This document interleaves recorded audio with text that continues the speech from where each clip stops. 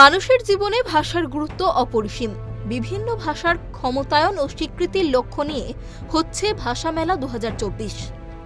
বৃহস্পতিবার নিউ টাউনের রবীন্দ্র তীর্থতে শুরু হয়েছে ভাষা মেলা।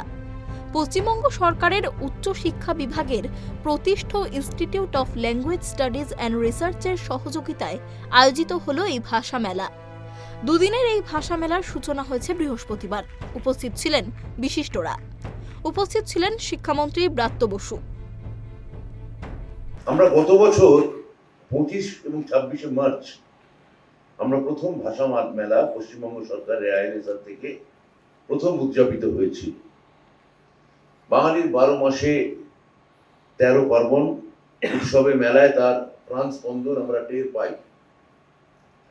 কিন্তু ভাষা নিয়ে এমন একটা মেলা আমার ধারণা সারা দেশে বাংলা প্রথম করেছে। এখানে আমরা অবশ্যই মুখ্যমন্ত্রীর যে স্লোগান এগিয়ে বাংলা, সেটার সঙ্গে গভীরভাবে সঙ্গতি এবং সাযুজ্যপূর্ণ।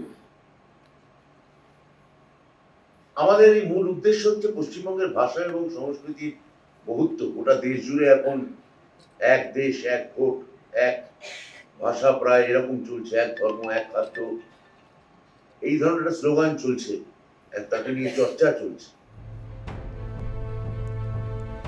এই ভাষা মেলা সার্বজনীন।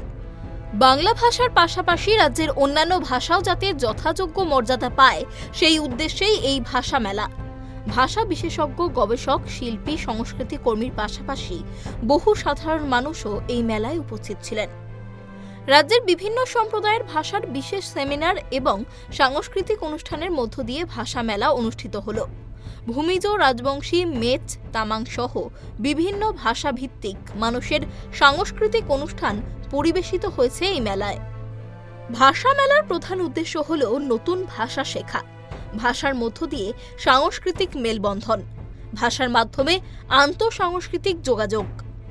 ভাষাই একমাত্র মাধ্যম যার মাধ্যমে আমরা আমাদের মনের ভাব প্রকাশ করতে পারি।